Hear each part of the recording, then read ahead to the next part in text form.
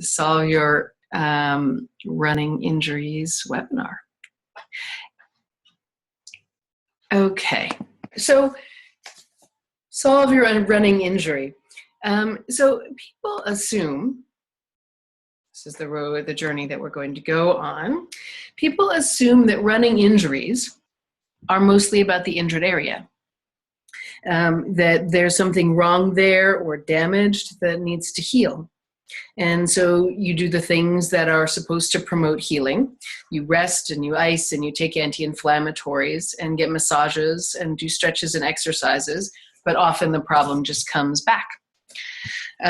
So the reason for this is that the problem usually isn't damage, or at least not really significant damage. It's stress. Your brain is sending out a pain signal as an early warning sign that there's something wrong about how you're running, that it's excessively stressing an area of your body, and if you don't do something about it, you might get injured. You might get damaged. And so this is why when you rest and do all the things that are supposed to heal you, the pain just comes back, because healing wasn't needed to any great extent yet. And even if there was healing that needed to happen, and it did happen, you're still creating the same stresses that you were before, which begin the damage process again. And so the one thing that you needed to change, namely the way that you're stressing your body, the way that you're moving, is the one thing that you haven't done, or at least not enough.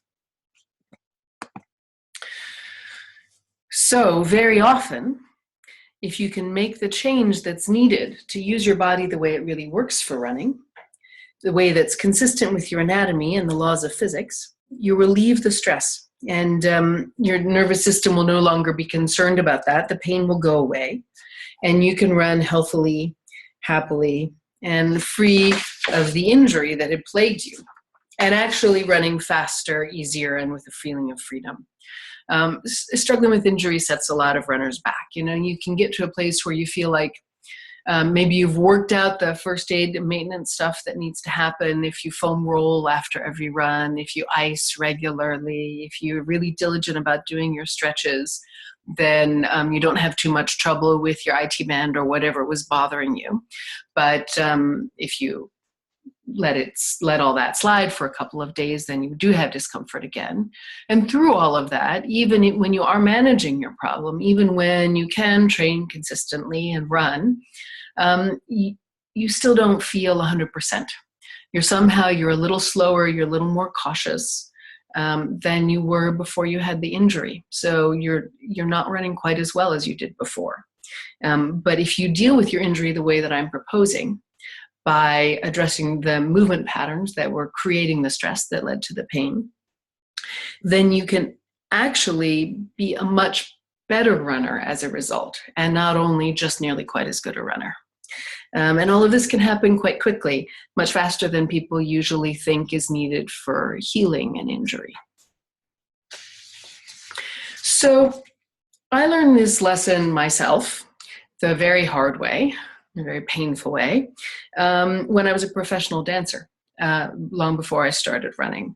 Actually, I was a young dancer and I developed Achilles tendinopathy, Achilles tendonitis. It was most certainly called at the time. And I couldn't dance. Increasingly, I couldn't walk without pain on both Achilles. I had, after a year, I had a second opinion from a doctor who told me that I would probably always have this problem, that there was no point in physical therapy, that I probably wasn't going to dance again, and that there really wasn't anything that I could do to help myself recover. I just had to sort of wait and see if the pain ever went away. And luckily, I was put in contact with a Feldenkrais practitioner named Franja Zins, who gave me Feldenkrais lessons, and I was, within about 6 weeks, walking without pain. And in a little while after that, I was able to return to dancing as a better dancer than I had ever been before. So what is it that Franja did with me? It was the Feldenkrais method of movement education. which is a method for learning how to move and function better. That powerfully activates your neuroplasticity, your ability to build new connections in your brain, by helping you learn again as you did so rapidly in childhood, so very quickly and effectively, and it makes it possible for you to make really deep changes. So anyway, it was actually after that injury that I became the dancer that I always thought that I could be, and that dancing felt the way that I knew that it ought to feel. Just, it was a joy. It was a joy to move. It was a joy to turn and to jump and to move my legs in all directions. And at that point, I was really able to go forward and have the career that I had wanted when I originally got into dancing, which is something that I'm tremendously grateful for. And after a while, I decided that actually I would like to do for people what Franja did for me. I'd like to become a Feldenkrais practitioner. And so I enrolled in a Feldenkrais professional training while I was working as a dancer. And during that time, I also took up running. And it felt atrocious, absolutely dreadful. And that made me really mad, because as a dancer, I felt great. And I could do all sorts of things that normal human beings can't do, like lifting my leg really high and that sort of thing. So why couldn't I do this fundamental human activity that all sorts of regular people seem to be able to do quite comfortably? And so I use my Feldenkrais professional training program as my own laboratory to try and figure out what the difference was between what I was doing and what people who seemed to run comfortably and well were doing. And I was able to figure it out what the differences were, and then to get myself from the one to the other until I enjoyed running actually so much that I realized I enjoyed it more than dancing. And at that point, I had really accomplished what I wanted to as a professional dancer and was graduating from my Feldenkrais training program. And so I left dance and dedicated myself to, as a Feldenkrais practitioner, helping runners learn how to make running feel as good as it does for me. And so that was in 2003. And since then, I've worked with many hundreds of runners from beginner to Olympian. And my work has been featured twice by Runner's World, as well as running publications in the US and in Scotland, where I currently am, and a number of other publications as well.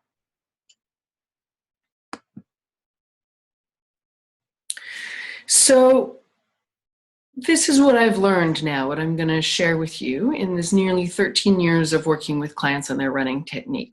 I've seen the same patterns over and over again. And because unlike a medical practitioner, I'm not looking at an injury, I'm looking at a whole body movement pattern.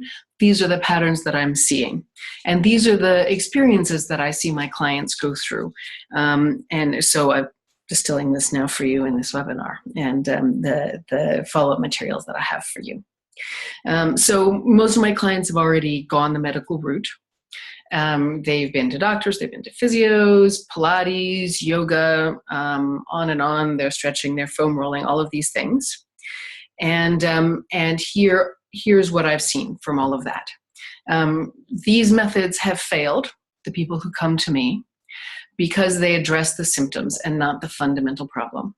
And I've already spoken a little bit about that, how the fundamental problem is usually the nature of the stress that you're putting your body under and not an actual damaged area. And furthermore, and this is the really frustrating part, in many cases, research has already shown that many of these methods don't promote healing as they're intended to. So here are these methods, the key ones that runners usually use, and let's just go through them one at a time. So stretching. Stretching is often prescribed because something seems to be tight, and that seems abnormal. So the conclusion is drawn that that must be the problem, and let's fix it by getting in there and pulling that muscle longer. However, there's now quite a lot of research that shows that static stretching, that is when you get into a stretch position and hold it, actually improves flexibility by tearing your muscles, just putting micro tears throughout the muscle and the connective tissue. The science on this is still rolling, but there's really a substantial amount of evidence that suggests this. And also, we know that when you do a static stretch on a muscle, immediately following the static stretch, that muscle is weaker, which means that if you're doing static stretches, particularly prior to running, as a way of attempting to balance how you're moving, you're actually weakening the very muscles that you'll need to use and use well to run comfortably. So stretching, and furthermore, the effects pass because all of these micro tears that you put in your tissues, well, they heal in a day or two, and maybe with a little bit of scar tissue. And so then that muscle is perhaps even tighter and stiffer than before. If you stretch really, really regularly, then it never really fully heals, and so it stays a bit weak, but maybe more flexible. All of this is not solving your problem. Best case scenario is kind of symptom management, but that's the best case scenario, and it's not giving you the full function that you need to run well. So next one, icing. So I recently blogged about this because a nutritional biochemist that I work with has collected together all of the research on this topic and put it into a website, which I'll give you the link to later on, or in the follow-up email, after this webinar. Icing actually, because it reduces inflammation, actually slows healing down. And that's going to sound opposite to what you've been hearing for a very long time.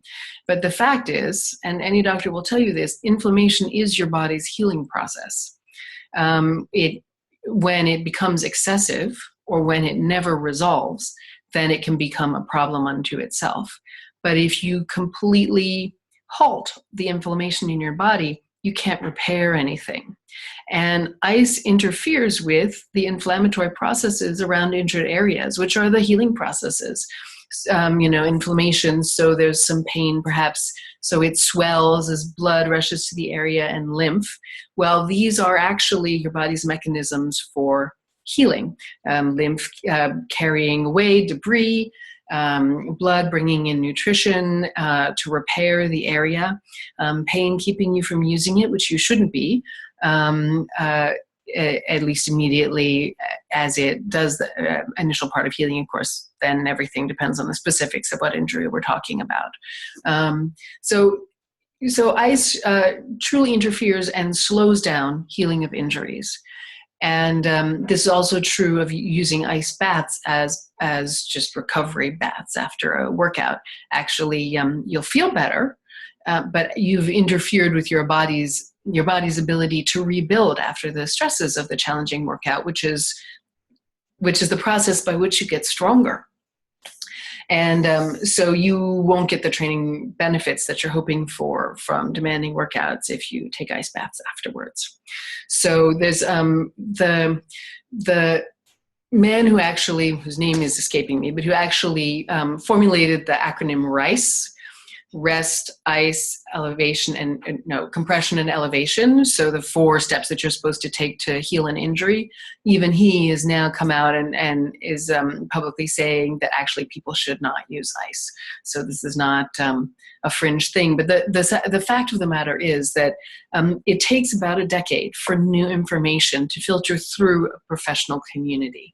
So there are the people who are poised on the leading edge, who are aware of new information relatively early, but the vast bulk of medical professionals who are doing their job, juggling tons of different kinds of medical information about many different kinds of conditions, they might not catch on to this and really accept it and adopt it into their practice for many years yet. And so you'll still be told to ice things. You'll still hear about that. Give it a decade before it's really, we've all really moved on. So that's ice. Anti-inflammatory medications is the same principle. Again, they interfere too much with inflammation in your body. impairing your ability to heal. There's research in many different kinds of health conditions.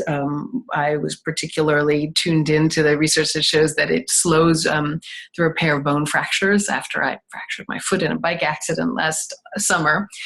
So I've had personal reason to, so I did not take any anti-inflammatory medication in that situation, and did heal fairly rapidly. Of course, one never knows how it would have been otherwise.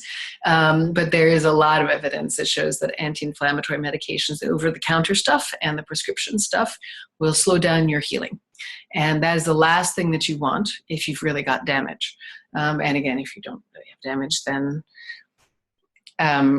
that's definitely not going to do anything for you except potentially block pain, which is not really the effect that you want. And then with any medication that you're taking, and of course there are other effects on your bodies, challenges to your liver and kidneys. There's actually research showing that anti-inflammatory medication during having it in your system during competition for runners and triathletes actually seriously stresses your kidneys, FYI. So that's anti-inflammatories. Rest. Well, what is the problem with rest? Mainly that it doesn't do the job. If there is any injury that needs healing, it is not helped by being completely sedentary, because then there's not enough circulation in your body to, again, clear away debris from a damaged area and bring nutrition to it and promote healing. Also, low-level aerobic or cardiovascular exercise creates anti-inflammatory compounds which regulate the inflammation in your body. And it's very helpful to have those circulating if you're recovering from injury. So when you're injured, you should not be completely sedentary. You should find the things that you can do, whatever they are. Even if you're in a full leg cast, you can probably do upper body exercise, an upper body ergometer, or just chair dancing to music, anything to get the circulation going, and that will speed your healing. Footwear-based solutions, classic for runners, either going and getting motion control or stability shoes to try to change how you're running, or even more so orthotics to solve a problem. The American Council on Sports Medicine, ACSM, says that this is not the approach that should be taken. So you don't have to take my word for this. The most authoritative body on health and fitness matters in the United States says this, that no runner should wear shoes with motion control or stability components. And this is in their most current guidelines on selecting running shoes, which they released in April of 2014. So a shoe should complement a strong foot and not do the work of the foot. And so right there, so much for that. If you have a problem that you find that means that you find that you're not comfortable running in shoes that don't have motion control or stability components, then that's a situation that should be handled with working with your running technique and developing the strength in your hips and in your trunk. And I'm going to talk more about that, so that you don't need those components in your shoes. And this goes 10 times more for orthotics. As a physiotherapist recently said to me, if you broke your leg and the doctor was putting on the cast, said to you, now you'll need to wear this for the rest of your life, you would think that was crazy, right? But that's what people say with orthotics. But you probably were fine without orthotics for a long time in your life.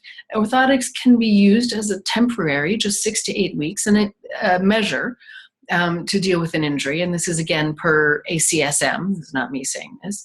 But after that, you need to deal with how you move in order to solve the problem. So it's a short-term measure similar to a cast and not something to rely on long-term. And all of these things have a real cost to your ability to run in a healthy way. The motion control and stability components and orthotics increase the weight of your footwear. They prevent your arch and foot from working properly, and that inhibits proper gait mechanics through your whole body. So it'll slow you down. It'll make your running heavier and harder, and And if you don't deal with how you run, you may indeed find yourself using them for the rest of your life and having those consequences for your running. And then finally, core stability exercise. So I anticipate that this will be the most controversial thing that I'm talking about here, because so many runners do core stability exercise because it's so strongly recommended and because it seems so right and so good and so much the antidote to the problems we have with modern world in the way that we live and work, all the sitting and so forth. But the problem is this. There's no seat in running. And so your weight isn't supported between your two legs. It's supported first on one leg and then on the other leg. And there needs to be a lateral shift of weight when you run to get you from one leg to the other, because your leg doesn't come all the way to the midline either. And so for this reason, you need to move your pelvis, your waist, and your upper body. That's how you create this shift of weight. Otherwise, you're just like one of those action figures that you played with when you were a child. That the posable action figure where it had a fused trunk and then just one joint for each arm and leg. And you were supposed to be able to pose it in different positions. But in fact, there was only one arrangement of limbs by which it could stand up at all and not fall over. And even with that, it's not too stable. And that's because for it to balance with its limbs arranged any other way, it would have to change the shape of its torso. Of course, they don't build action figures like that because that would be complex and expensive. At that point, you have to pretty much engineer it a skeleton, an entire spine and everything. So that just really doesn't work very well for runners. You sometimes get some improvement with core stability exercise because it changes the way that you're moving. So at least it does, to some extent, change the stress through your body. But it doesn't move you in the direction of using your body more the way it truly works. And so it's not going to give you that free, fast, spontaneous, this is what running is meant to be feeling. And it can cause other problems as well. So I've seen plenty of that. All right. So that was a long time on one slide. So all of those, right. So that's the research on all of those kind of conventional treatments. And now let's circle back to the more fundamental reality, which is that most of the symptoms that you experience with a running injury are actually your body trying to solve the problem of faulty technique. So they're symptoms of a technical problem rather than problems unto themselves. So let's find some things. So actually, let's shift the mindset here. Instead of trying to fix the things that feel very wrong with your running injury, I would give you these two things as basic guidelines. One, listen to your body and work with it rather than against it. And help it solve your problems. And two, try to make your running technique feel easier. And that little sentence, I feel, is fairly an earth-shaking one, because lots of therapeutically oriented running technique advice actually makes you work harder and actually fight your body. And while you may get some improvement from that, because it at least makes the stresses of running different than before, in the long run, it will take a toll on your running performance and enjoyment, and it can lead to other kinds of injuries instead. The main way that you can tell you that you're using your body the way it really works is that it feels easier. It couldn't be any other way. To use your body in a way that it doesn't work, you have to fight yourself. That's extra work. To use your body the way that it does work, it's the least muscular effort necessary. And so a lot of people, when trying to correct their running technique, they look for like a clean, correct, strong feeling in their body. But those are all signs that you're doing way too much work.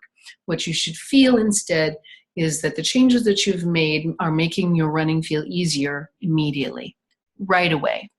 You never have to get stronger for it to feel easier first. If you had to get stronger, it's not easier, it's harder. You feel easier right away. Then you know that you're on the right track with your running technique. And generally speaking, when you experience that, also any pain or discomfort that you're having begins to ease off. And if you follow that path, just looking for what changes can I make to make my running feel easier, and set aside all of the things that you've read about how you should be moving your body when you run, then you would probably be finding yourself doing the keys to becoming a balanced runner, which are what I've discovered over the course of 13 years of helping runners make their running feel easier. The key movements that together make up a really healthy, easy running technique. I write about those more on my website, and there's stuff available about that through my Indiegogo campaign. I can talk about that again a little bit later. So at this point, I've been charging through this material at high speed and with a lot of wind. And now I would be very happy to take questions. Let me see. And I already have a question in the chat box here from Misha, wondering about what about Chinese herbs that are anti-inflammatory.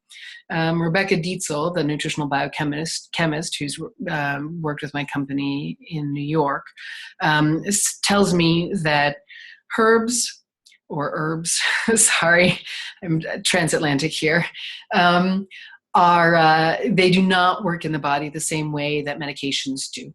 And so they do not shut down inflammation the way that that medication shuts down inflammation. They just work like the anti-inflammatory chemicals in your body that you would produce yourself to regulate inflammation, optimize it so that you can heal better.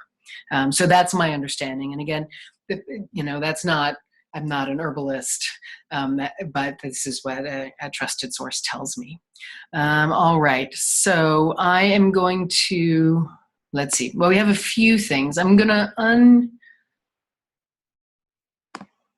unmute all. And delighted to hear everybody seems to be in a quiet environment. So does anybody have any questions about what I've said so far? We're not finished yet. I'm going to go on and talk more about what to do. But as far as what I've covered, any questions?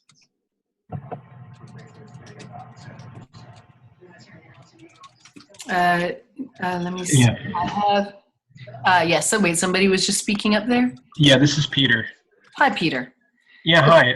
So I have a question about Feldenkrais in general versus Feldenkrais designed for running. I mean, because I'm actually actively taking Feldenkrais classes right now. I'm just taking basic classes, but obviously they're not running specific, they're general movement specific.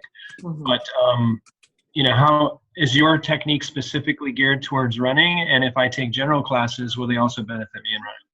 Well, general classes will absolutely benefit you in running, and I definitely encourage that. And not only that, but they'll, okay. It's about to go on a huge digression, but actually let me restrain myself from doing that and answer your other question. What's different about what I do is simply that because I have devoted myself to working with runners for 13 years, that I have the lessons that I give all begin and end with running. So, in a classical Feldenkrais lesson, you do a scan before and after, and you do test movements before and after. It's like a baseline measurement in a scientific experiment. It gives you an opportunity to see what's changed about how you do whatever the thing is as a result of what you've learned in the lesson. And so when I teach Feldenkrais lessons, that baseline measurement is running. You run before and after. That's in my one-to-one lessons. It's built into my camp and all my recordings and everything. Also, not all Feldenkrais lessons point directly to running. They may generally improve your movement patterns so that when you come to running, you can feel more easily and clearly what you're doing and what needs to happen for running to feel good and easy. But they don't all directly relate to running. So when I work with runners, I know what I know not only what lessons directly relate to running, what all of the critical movement components are, but I also, if I'm working one-to-one with a runner, I also can see what's really needed in this situation. And because there are, just a handful of really classic running injuries that I've seen over and over again for 13 years, I've seen also what movement patterns tend to produce or be connected with each of those running injuries. And so I can even say, if you have this problem, that lesson is probably the one that's going to help you, even though I've never met you. And finally, there's the matter of communication. So the way that I teach is also designed to, I've also learned to teach in a way that feels really absorbable for runners. So for you, if you're used to general Feldenkrais lessons, that's not so much of an issue. But for the average runner coming in the door who's never heard of Feldenkrais, that's an issue. So, so that I think covers everything I thought you asked. Does that answer your question? Oops, I think you've frozen, Peter. Type something in the chat if, type something in the, oh, you're back, Peter. Does that answer your question? I think so. You missed something. I missed the last 20 seconds or so, but I got the gist of it. Okay, well, there'll be the recording anyway. Okay, the one other question I had, so the way your method works, do you work, the exercises, are they done only while running, or do you also prescribe like movement practice between running sessions? Yeah, well, the lessons that I do, they start and end with running, but the middle part is usually lying down on the floor, just like a normal Feldenkrais lesson. And the reason for that, for people who are not familiar with what a Feldenkrais lesson entails, is to make it really safe to experiment and explore.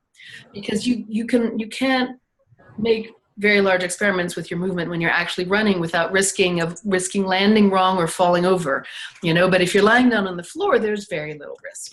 And so you can experiment with movements that are critical to your running without danger. And you can also make small and gentle movements and notice sensations that would normally be drowned out by just the level of effort and impact and so forth that we have in running. Yeah. And so that's why, the middle of the lesson is a classical Feldenkrais lesson. It's just one that I know that will relate directly to running in specific ways. Great. Thank you. You're welcome. So is there anybody else who wanted to ask a question about what we've covered so far? I think I had, let's see. Oh, yeah, I got just a couple in the chat here. Yes. Great. So somebody's asking, should we foam roll? Yep, there we go. So, and the answer is, I don't know. I'm aware that there are a lot of movement therapists and, sort of really up-to-date body workers who are not the hugest fans of foam rolling, who feel that it's kind of a blunt instrument and can be a little too assaultive and create more problems than it solves, something similar to stretching. However, I don't know the detail on that. And so the people that I hear speak out against foam rolling say do something a bit more gentle. Even just more gentle pressure, lighter, softer, is better. What I can tell you is that with the changes that you can make with Feldenkrais lessons, you won't feel that you need to foam roll, and that's a better thing. And again, thinking about going to the root of the problem. So foam rolling can be symptom management, but why was that area tight to begin with? That's a running technique problem. And so solve that, and you won't again feel that you need to foam roll. And that's really what you should be aiming for, is not having to do the symptom management. So let's see. I have, let's see. There's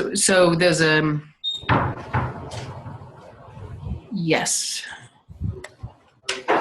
Aha, great. All right, so I'm just going to take a sec. I'm going to, and somebody's asked me to remute people as managing participants. So I'm going to mute everyone again, and I'm just going to take a quick peek back because there were some people who posted questions on the Crowdcast page. Having a moment of feeling frustrated as I say that.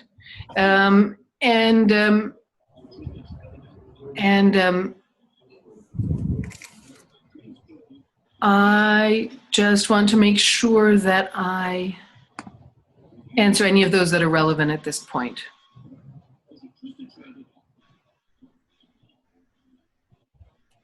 Let me see, program injuries, exercises, plantar fasciitis. Yeah, we're going to talk about specific injuries in a minute, as opposed to talking about treatments.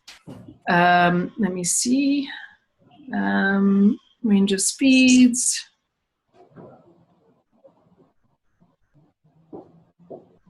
Yes, so these questions are all about injuries, which is what I'm going to talk about next. So let me pick back up where I left off. Okay, so let's look at what you can do the next time you go for a run. First, forget about core stability and know that your pelvis must move. Now, there was someone who'd posted a question that I just saw about whether there's anything that you can do to improve how you're moving when you run other than Feldenkrais. And so start here is the answer. And I've just explained in brief terms why it is that the pelvis must move. And remember that the way that you start moving when you're getting tired is probably better than how you are moving when you are fresh. And it's simply because you don't have as much energy to fight yourself. And so it depends on what you set out to do relative to your fitness level, but usually about halfway through your run or 3/4 of the way, when you're just starting to feel a little bit tired, that point in the race when the race commentator might say, people are their form isn't looking as good as it did. I dream of a day when race commentators know what good running form looks like. But anyway, when you begin to get a bit tired is the point at which you're probably moving better. And so you can learn from that experience. Notice what you're doing. Where have you relaxed to cope with that fatigue? Could you relax there earlier in your next run? Do you find that when you start to get tired, you start to lean forward instead of running fully upright? That your arms are moving more towards your center line rather than straight front to back, that your whole body is moving a bit more. These are actually positive changes in your running technique. So learn from them. All right, so now the moment that everybody has been waiting for, talking about your injuries. So I've put them into general groups here, but I know that I have a lot of specific questions from people in the chat and for this and the Crowdcast, and so I will go back to that as well in a moment.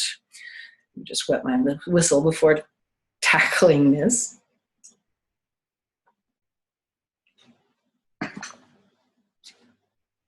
All right. So each of these injury-specific tips comes from the jumping off point of this, that the symptoms that you're experiencing are not the problem. They're your body trying to solve the problem. Tight quads or hip flexors. Normally, that's caused by one of two different movement patterns. It could be, which often appear together. It could be that you are too slow to bring your swinging leg forward. So it's lagging behind, it's causing drag. And so this is creating a feeling of strain and tightness and struggle in your hip flexors as you try and bring this leg forward later than the optimal moment. So you get a little bit of a whip effect. And so that's one thing that might be happening. The other thing that might be happening is that your pelvis might be behind your support foot in mid-stance. Mid-stance being the moment when you're really on your standing foot, when your head is at its lowest point. So at that point, your pelvis, the center, what people call the general center of gravity, but let's not be general about it. Your pelvis should be over your foot. and thus supported by your foot, and everything that's loaded is loaded elastically and can spring you forward from that point. But if your pelvis is actually a little bit behind your standing foot, then the downward force of your landing is trying to make you sit down on the ground. And then you have to work very hard to stop that from happening. And the muscles that do that are your quads, and that's why your quads feel tight. And very often part of your center of gravity being behind your pelvis at that moment is that your swing leg was slow coming through. So it could be that you have both these problems at once. In either or both cases, bring your swinging knee forward a little quicker. And by this, I don't mean up, as though towards your head. It's not lift your knees the way your high school running coach said. Bring your swing knee forward, and it will help also move your center of gravity forward, and you should experience some improvement in your tightness, within the run. And if you keep that in mind in general, then overall you should find that problem decreases for you. You'll probably also find that you're running a little bit faster. So that's that one. Tight calf muscles. So tight calf muscles generally are tight. I just blogged about this on Sunday. Could be tight because you're wearing shoes with heels too much in your daily life. If it's not that, if it's because of how you're running, then it's because your torso is stiff and not moving enough. And so your poor little feet and calves are trying to push along this solid block. And they're overworking, and they feel for that reason very tight and sore and fatigued and all those bad sensations. And so the solution for that, right away, you can just start lengthening your warm-up. Be sure that you're walking at least 10 minutes before you start to run. Now, in my experience, runners don't like to be told that because you just want to step out the door and get on with it. But your whole run will be completely different if you walk for 10 minutes first, because you'll be looser when you start, and that means that you'll start differently. And everything that happens as a consequence of that will also be a little bit different. And I've had, people who've been running for 20 years grudgingly agree to try this and come back to me with wide eyes and a happy face after doing it. So that will really help you just be a bit more mobile so that your calves don't have such hard job. Other things that you can do just to get your torso moving, do some side bends and some twists pre-run, not so that you feel a stretch, but just so that you're moving in these directions. Again, to just loosen your torso up and put at the forefront of your awareness this idea that your torso moves and it's going to be moving. And then specifically allow your hips and your back to move when you run. Don't do it. Don't force it. Certainly, you just end up creating other problems. But know that they can move, and do your best to stop stopping them. So that's tight calf muscles. Knee pain, including IT band syndrome. So this is a large catch-all of pain all around your knees. Let your pelvis move more and do range of motion exercises for both legs, but especially focus on the leg that doesn't hurt if you have a leg that doesn't hurt or that hurts less. So again, taking the perspective of this is your body trying to actually solve a problem. This knee pain is usually caused because either your IT band is tight, so you get pain on the outside of your knee, or your quads are tight or being overused, and so you get classic runner's knee, patellofemoral pain, and patellar tendon just below your kneecap. It could be also that you get pain to the inside of the knee. That's less common, though it certainly can happen. If you have IT band syndrome, let's see. The common thread in all of these is that your weight is not where it should be in mid-stance. So I already spoke a little bit about that a few minutes ago, your pelvis should be over your foot in mid-stance, and your head should be right lined up with your foot in mid-stance, a little bit in front, but left to right. Your nose should be lined up with your foot. And if that's not the case, if you haven't moved laterally enough quite over your foot, if your weight is still kind of in between your two legs, wishing that there was a seat in running between your two legs, then you have to overuse your gluteus medius muscle, and your iliotibial band will really tighten up. It's being used for leverage. So that's all from your body trying to correct the problem of your weight being a little bit to the inside of your standing leg. And so the way to fix that is to do things that will help you be over your standing leg. And that's accomplished by a movement of your pelvis. If you have runner's knee patellofemoral pain syndrome in the front of your knee, that again is the same thing as tight quads, that your pelvis may be behind your standing foot. And so you're having to contract your quads, and it's pulling on and irritating your patellar tendon. And so again, if your pelvis, letting your pelvis move more, helps you get your weight right over your foot where it needs to be. And so you're not overusing your gluteus medius, your iliotibial band, your quadriceps, and that usually eases off knee pain. I mean, really, if you make the change you really needed, you can have knee pain just vanish between one run and another. It can be that profound, but any increment of improvement is good, right? So if you are just let your pelvis move more, you will observe some improvement in your knee. Excuse me, in your knee pain. And again, if you have one leg that hurts and one leg that doesn't,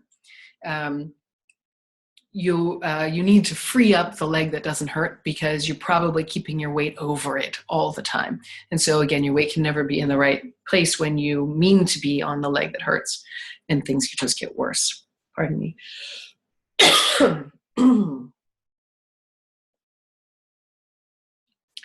All right, just working out the last of a cold here. So plantar fascia problems. Definitely stop stretching. People always stretch for this, and Achilles tendon problems too, and it's so destructive. Stop stretching. Plantar fascia problems, again, it's your weight is too far back when you run, in a slightly different way than if you had knee quadricep problems. But what it's doing is it's causing shearing stress on the bottoms of your feet, where there's a backward force as you're trying to push off because your weight is too far back. And you're putting micro tears in your plantar fascia, and then you've got inflammation as a healing process, but it's never allowed to complete because every time you run, you just re-injure. Stretching is not going to help any of that. What you need to do is a good glute warm-up. It will help you get your weight a little farther forward when you run. There's definitely a link between having glutes that are working properly when you run and having feet that work properly and don't experience pain when you run. And also do single leg squats, because all of this stuff is never on both sides of your body at once. You're only ever on one leg at once. And so again, refining your ability to balance on one foot and the other means having your weight be in the right place, and this will help with plantar fascia problems. And then breathing into your belly when you run. It just, in case you're tucking your pelvis at all and that this is shifting your weight backwards. And please, if you've been trying to micromanage the tilt of your pelvis when you run, please stop doing that, because it's not helping either. Breathing into your belly will allow your pelvis to find the natural forward tilt that it should have for your forward lean, and will help you keep from having your weight pulled backwards.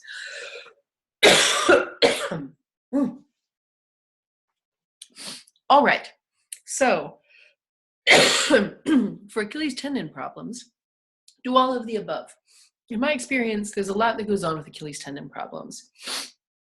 The problems that you might have as a consequence of transitioning to minimalist footwear are a little different from the Achilles tendon problems that you just have over the course of normal running in the footwear that you've always run in.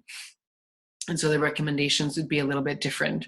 But generally speaking, if you can get your weight in the right place, if you can, here's something I could have written, it just occurred to me as a general guideline. If you can keep your the leg that you're about to land on supple rather than stiff as you go to land on it, that will also help. Definitely, as I said, stop stretching. Glute warm-up will help. The single leg squats will help. Knowing that your pelvis needs to move, doing range of motion exercises for both legs. Lengthening your warm-up actually will really help Achilles tendon problems as well. Bringing your knees forward also will help get your weight in the right place. So all of these things should assist with that. So those are the injuries that I want to go over. But now let me loop back to questions here. So again, I'm going to stop my screen share.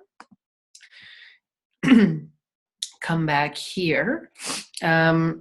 Temporarily, let me see. I think I've got recommendations on pelvis exercises. I will come back to beginning running. Right, plantar fasciitis I have talked about. Okay. Pardon me. So I've unmuted everybody just so anyone can speak up if they have a question. Anyone got a question?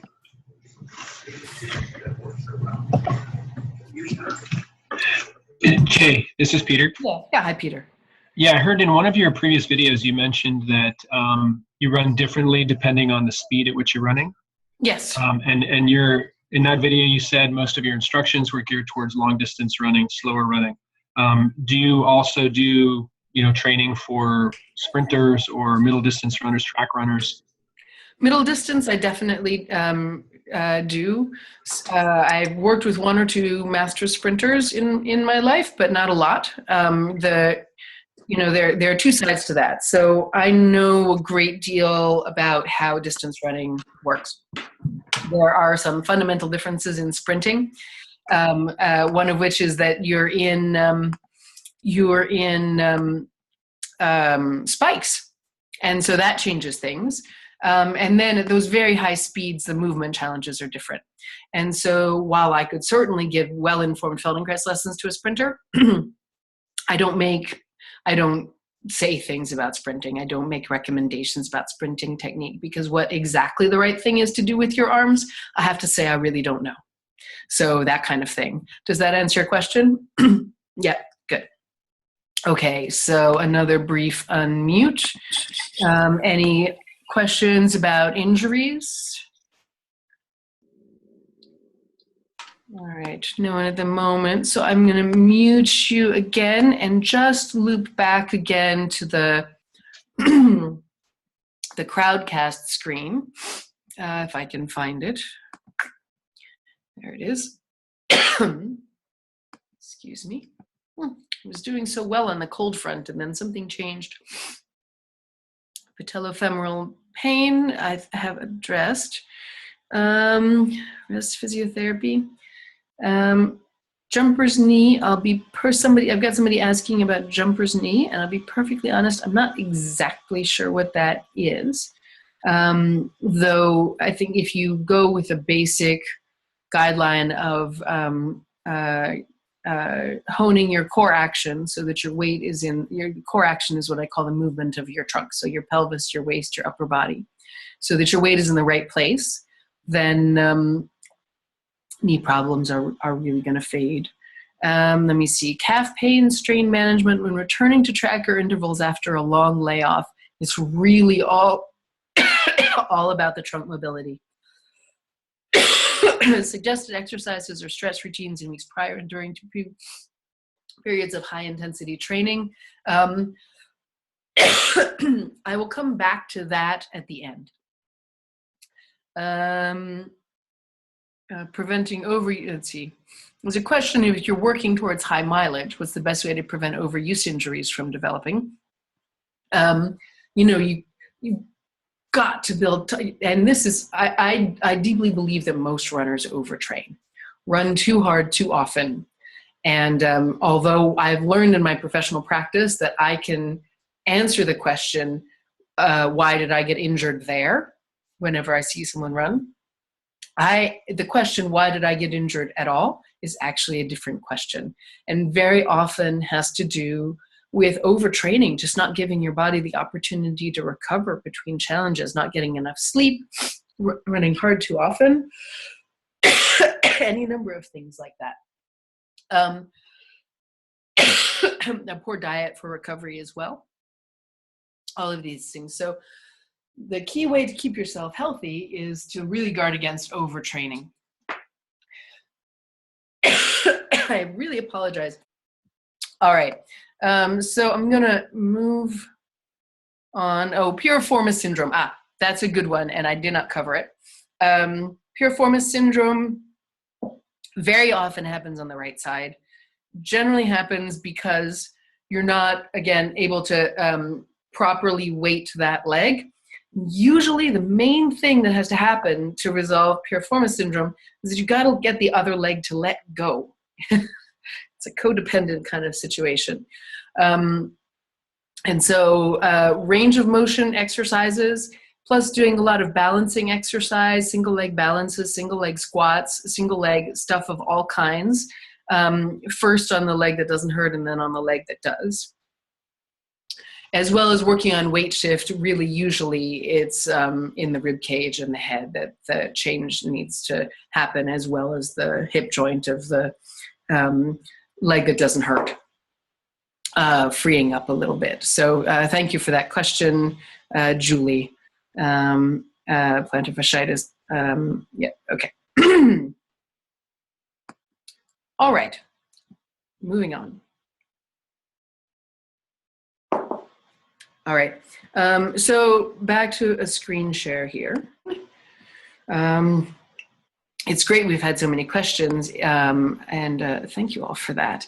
It does mean that we're running a little bit long today, so I hope that that's okay with everyone, and thank you for sticking with me here. There are a few more things that I'm really excited to tell you. All right, so those are the injury-specific tips. Moving forward. So here's the point, and there have already been some questions about kind of getting at this, where we have some choices. You have some choices about what you can do with this material. The stuff that I'm saying is really outside the box and outside of what you hear from mainstream doctors and physios, and I'm well aware of that. And I am fairly accustomed to looking into my clients' eyes as I tell them things like this and seeing a range of responses. And one of them is that you're just not ready to make changes this substantial over what they've heard from authoritative sources. So if you're feeling that way, you wouldn't be alone. And I understand that that can be stressful.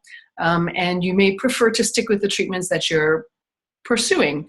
It may be that gradually over time you will feel better. That's a totally viable choice. So I really thank you for listening to what I have to say, and hope that you do at some point find that it's helpful and useful to know. But I totally understand if that's the way you're feeling. Second choice, you can use the tips and principles that I've talked about to work your way towards feeling better on your own. And I've really tried to give you a couple guidelines here that will lead you in the right direction. The most critical of which are that understand that the symptoms that you're experiencing with a running injury are your body's efforts to solve a problem. They're not themselves the problem. And that the main hallmark of healthy running technique is that it feels easier than all the other options. And so what you need to keep looking for in your running form is feeling easier. And if you apply those principles, as well as avoiding the kind of conventional treatments that we know are actually unhelpful or even harmful for healing, if you follow that path, you should find that you gradually feel better. It's not going to be super fast, but it is the very best that I can give you in a webinar format, and by way of explanation, and it will send you in the right direction. So that's a direction you can go. Option number 3 is the option that uses the professional skills that I've worked so hard to develop. I'm a Feldenkrais practitioner and trained a long time to do that because I learned in my own life, and I've seen for a long time with my clients, that actually doing Feldenkrais lessons makes substantial change quickly. Makes it really easy to make the changes that you need to make. It makes your problems fade away, and it makes you able to run the way that you dream of running. And so I have learned a lot of different ways that I can offer Feldenkrais lessons. And I've learned a lot of, as I explained earlier in response to Peter's great question, a lot of really reliable relationships between the problems that you have and the lessons that will help. And so I've been able to create a structured, tested, effective system for runners.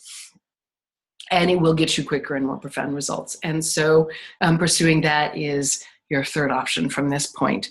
And so what I'd like to do is tell you about that option number 3, which is the Balanced Runner Online Running Technique Camp. I'm currently based in Edinburgh. I'll be based in Berlin within a month, but still and forever with one foot in the United States, whatever the future may hold. And none of that has to matter because I've worked out how to offer a program online that I have been trialing and testing these sequences of lessons and earlier versions of this program for over a decade now. What it is at this point is it's a 6-week online program. The first one for this year will begin on May 15th. And so week by week, here's what we cover in the camp. The first week is your core action. So the thing that I've been talking about again and again and again, and I just wrote my blog post on the weekend, in a way everything can seem to be about the core action, but that's because if your weight isn't in the right place, nothing much else will do any good. It's the without which nothing. So in week 1, right off the bat, you'll learn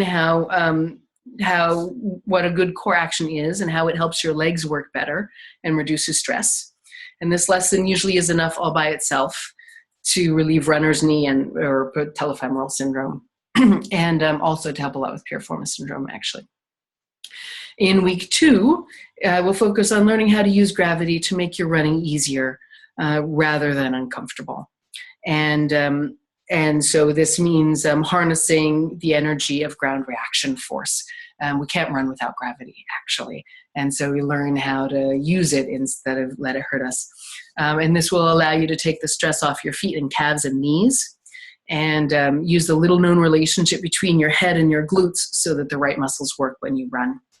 And this usually really helps people with plantar fasciitis, Achilles tendon problems, hamstring problems, and back problems. In week 3, we'll learn to use the connection between your arms and your hips to more easily control your speed, reduce your impact, and get rid of shoulder tension. And this will also improve how your legs and back work. I call it the lesson that we focus on in week 3, the Bekele lesson after Kenenisa Bekele, because it really moves you towards the kind of form he has if you're familiar with that runner. If not, don't worry about it. In week 4, we focus on learning how to use your obliques and your gluteus medius together with your shoulders and head to relieve stress on your IT bands and resolve any lingering difficulties with your foot strike. And this lesson usually puts an end to the stresses that cause IT band problems. In week 5, we bring the preceding 4 weeks together and give you a really practical way to set yourself up for a good run every time you go out. Module 6 is the week that we take all of these improvements to the next level by working more on the thing that runners generally don't feel is that important: your arm swing, your upper spine, and your head. Because we're working on a gravitational field, the higher up your body you make a change, the more you change everything that goes on below it. And I've just found over all my years of working with runners that the changes that we make with the head and the upper spine and then also with the arms are the ones that have the biggest impact. Though it's always a little hard to persuade people that it's going to be that way. It's really great when you learn it. So in addition to these lessons, the camp includes live webinars covering an in-depth explanation of how running works, the balanced runner keys that I alluded to earlier. And that's from the perspective of human gait and not just from the perspective of running as a sport. We also cover key shifts that you can make in your approach to running and in your body to be a healthier and better runner for the rest of your life. And there are regular live Q&A sessions and a private Facebook group where you can share your questions and get answers from me. People from around the world do take this. I have a bunch of people in Australia, New Zealand, usually. And of course, they're not attending any of these things live. If schedule is a concern for you, don't worry about that, because as with this webinar, there are replays available for everything, and I'm always just an email or Facebook comment away. And if you like extra feedback, you can also take this camp and get video running form analysis and one-to-one coaching from me for an extra charge. I call that the VIP version of the camp.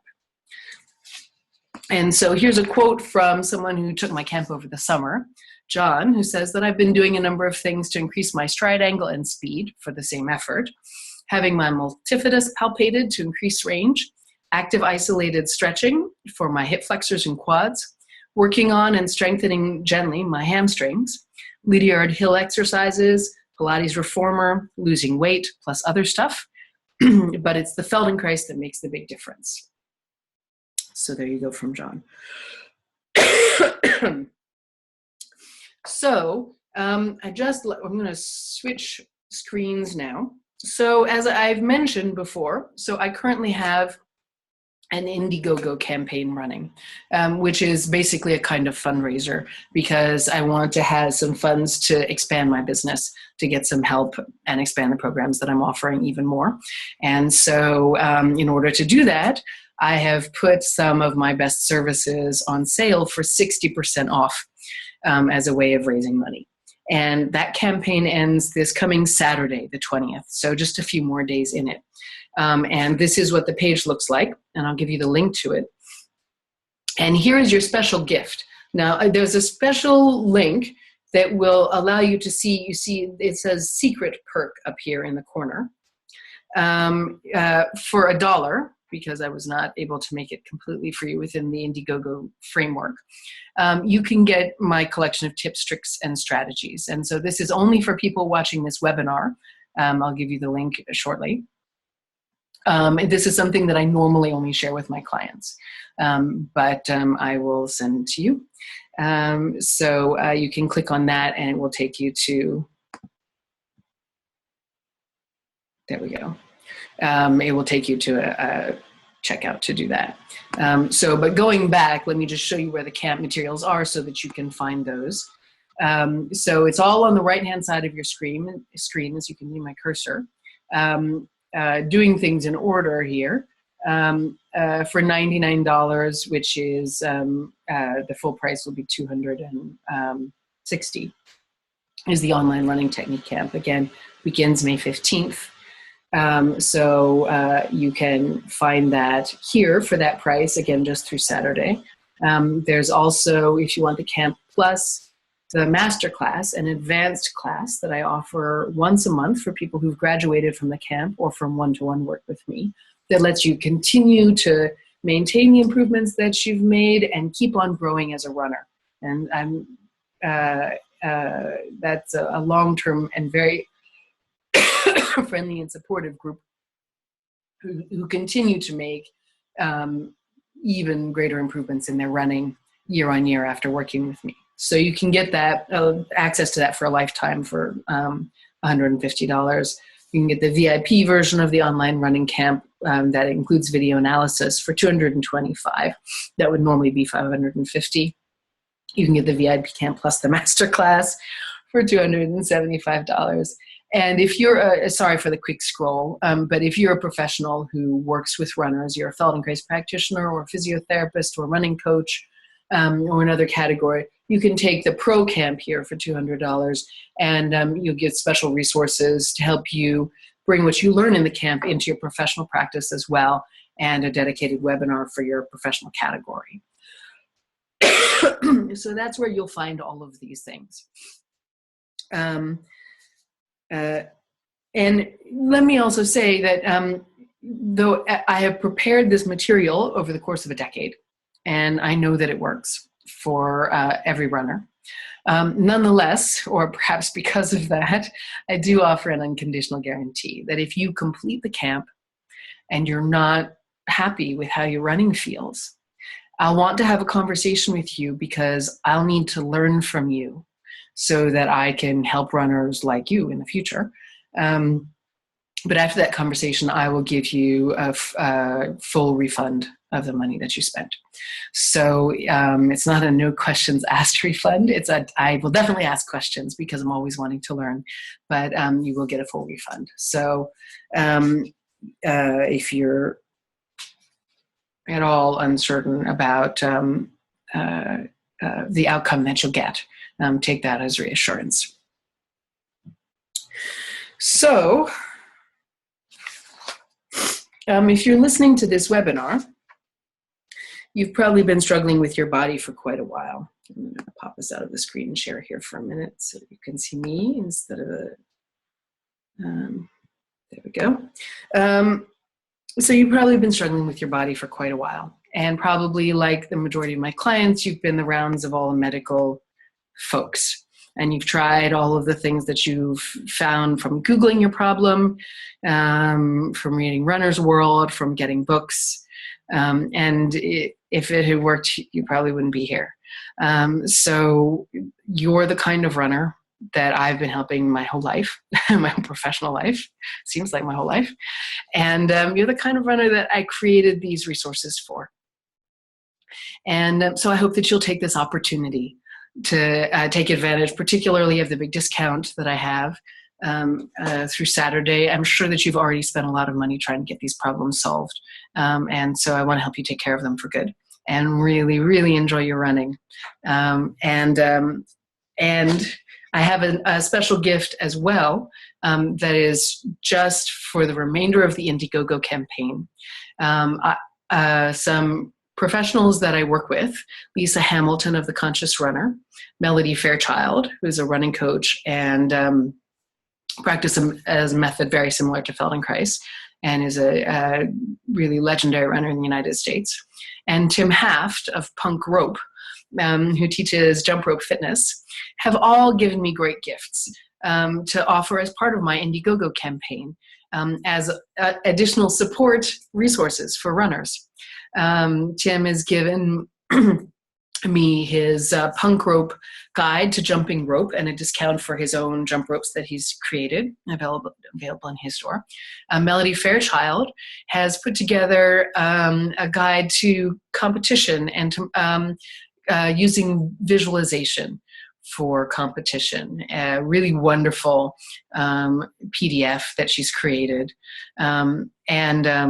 Since she won 5 Masters Racing Championships in the last year that she was running, 2014, you can trust her advice on the topic of competition. And Lisa Hamilton has given me her adaptive training plans, training log, cross-training videos, and so forth also. And so I have put these as part of a little package called the Starting Line Deluxe. But for the remainder of my Indiegogo campaign, anybody who buys a version of the online running camp, any version of the online running camp, will get these 3 gifts as well, because they're beautiful and I would like to share them with more people. So, and I think that they'll really help you in an adjunct kind of way to the running technique help that I can give you. So I can take one more round of questions, and I'll give you the link for the secret perk that tips, tricks, and strategies, and then we'll wrap it up. So I'm just going to give myself a gallery view so I can see everybody one last time, and I'm going to unmute everybody. Let me just check in the chat box here. Any questions? Let's see, I'll pop back. So unmute. All right, sorry, just unmuted. So I heard somebody was asking a question. Does anyone have a question for me? This is Peter again. Hi, Peter. Sorry, I seem to be dominating the question and answer sessions. You know, like in a group situation, gotta have someone who just so my question is, you said you got 1 foot planted in the U.S. I'm assuming that's New York, right? I'm sorry, say that again. It just... You said you come to the U.S. as well? Yes, I do. Okay, I'm based in New York. When do you plan to be in New York again? I don't have dates at the moment, but I expect to be in the U.S. on the East Coast in August. Okay, and you have a partner who works in New York as well? I did. But she moved on, just life changes, having a family, that sort of thing. And this is why I had originally, when I relocated to Europe, I had originally intended to keep an office running in New York. But the fact is that while I can work with trusted professionals in New York, I train new staff, really sure of quality from so far away. So at the moment, I have people I can make a referral to, but none who specialize in working with runners in New York. Thanks. Sure thing. Any other questions about anything that I've said? No. I see I'm not the only one with a cough. So let me mute you one more time, and I will just scan one more second over the chat boxes to see if there are any questions that would be relevant. Okay, nothing. Recommendation. Oh, yeah, there was a recommendation on pelvis exercises. I would just say the thing to do, fitness-wise, it doesn't make sense to isolate your pelvis, your core muscles.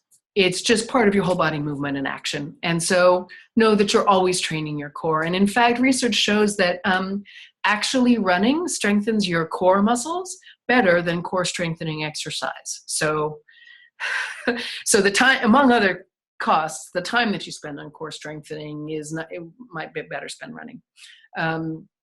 As far as honing good movement patterns, functional training that actually moves your whole body through space, including your pelvis, especially in the transverse plane turning, the lateral plane tilting side to side, well, every plane of motion, honestly, is going to translate into being really useful for your running. But you're doing that in conjunction with your arms and your legs and your whole body as part of a whole body action. That's really how you should train your pelvis from a fitness perspective.